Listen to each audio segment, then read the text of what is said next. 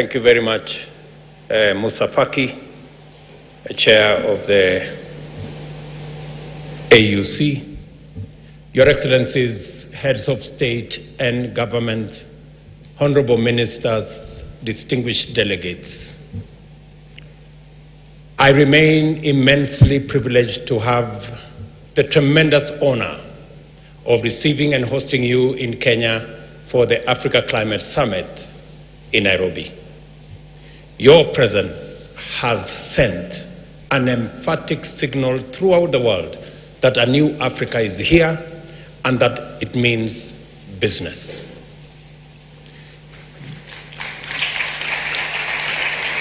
Your participation in the summit has further demonstrated your individual as well as our collective dedication to represent our peoples and champion their most important aspirations in every critical forum, regionally, continentally, and globally. The Nairobi Declaration, our common stand and firm resolution, reaffirms our determination and sets the stage for a new phase in the global climate action and sustainable development agenda, giving the future of socio-economic transformation distinct and affirmative African character.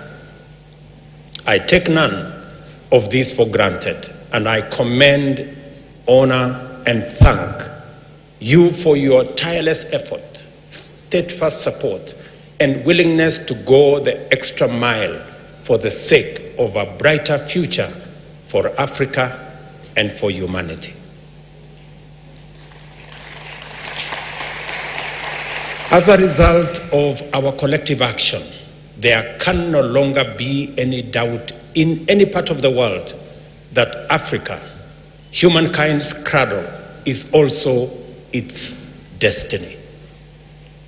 Our potential, made up of incomparable young, resilient, and motivated human capital, natural resource wealth, and green energy potential, is going to define the future of global opportunity for unprecedented prosperity and a new paradigm of industrialization that respects the environment and supports our planet's capacity to sustain biodiversity.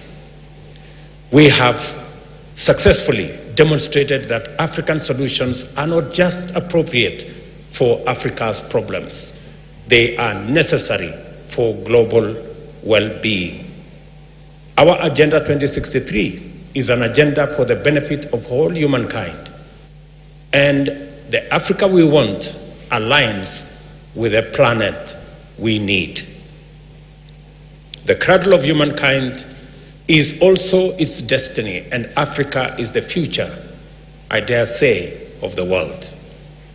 Permit me, Excellencies, to express how profound and proud I am of the quality and scale of what we have been able to accomplish in this inaugural Africa Climate Summit.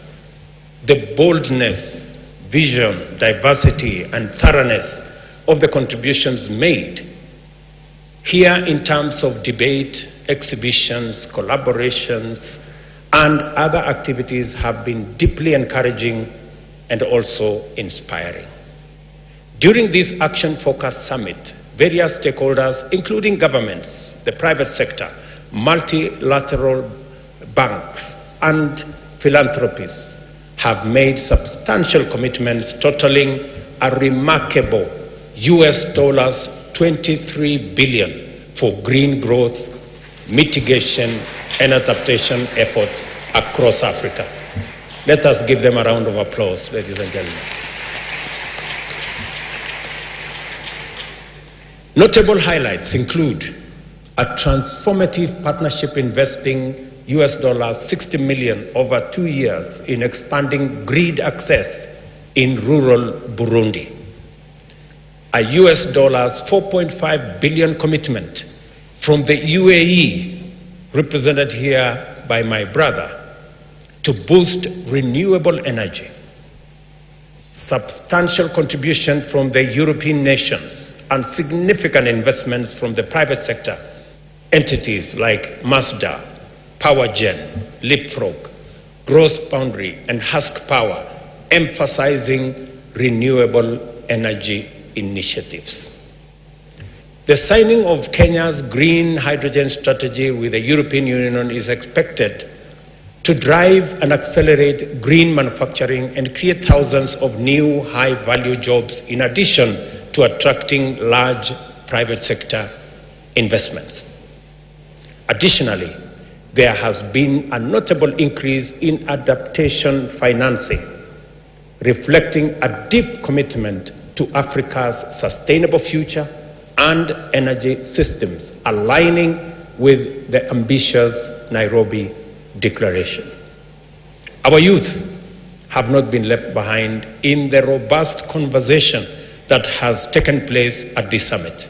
They have provided us with excellent models on how we must approach our date with an African future, by being open to possibility, bold in imagination, and willing to embrace radical and radically transformative technologies, ready to question the things we take for granted and explore new alternatives, and most of all, always seeking opportunities to collaborate locally as well as globally to achieve positive change.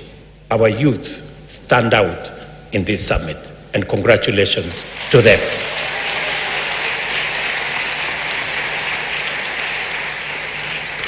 It is wonderfully appropriate that Africa is a young continent.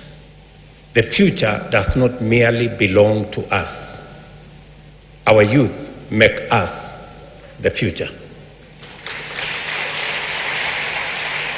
Proceeding on the recognition that the reform of the multilateral financial architecture and the mobilization of adequate financial resources is necessary for progress in our journey into the future, we have challenged the international community to exercise a level of imagination in governance and climate action that is commensurate with the imperatives to overcome the immense existential challenges of our time. I am satisfied that we have done very well in our first Africa Climate Summit. I'm delighted that much progress has taken place here, proud that we gave yours best, and grateful for your steadfast support and commitment to our collective aspirations and unity.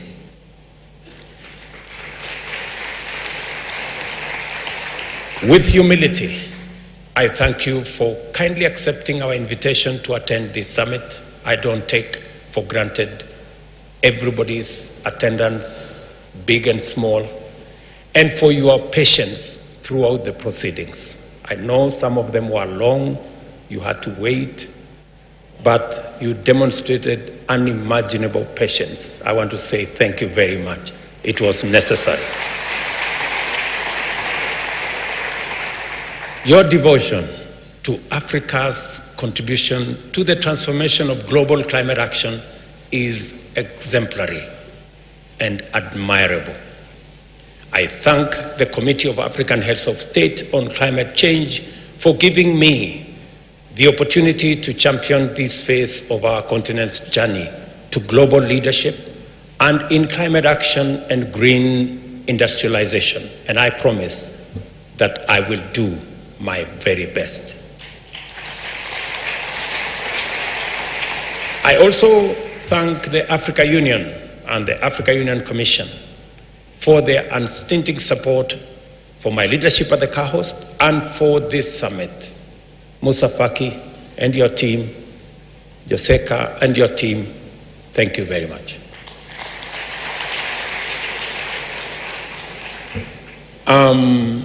Much has gone into the preparation as well as the conduct of the actual summit. The political and technical support has been equally vital for our successful management of